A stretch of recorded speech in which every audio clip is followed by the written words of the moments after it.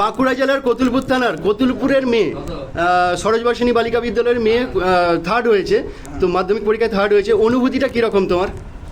খুবই খুশি, খুবই গর্বিত হয়েছি যে কতুলপুরের নামকে এতজনের সামনে তুলে ধরতে পেরেছি, আমার বিদ্যালয়ের নামকে এতজনের সামনে তুলে ধরতে পেরেছি।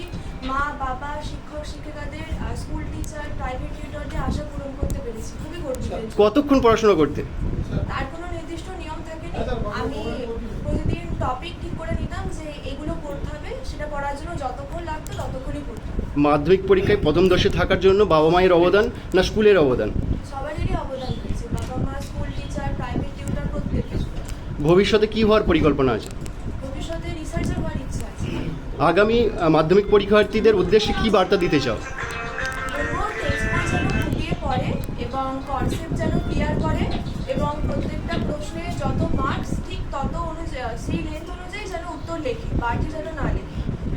কনসেপ্ট খুব ভালোভাবে ক্লিয়ার করতে হবে প্রত্যেক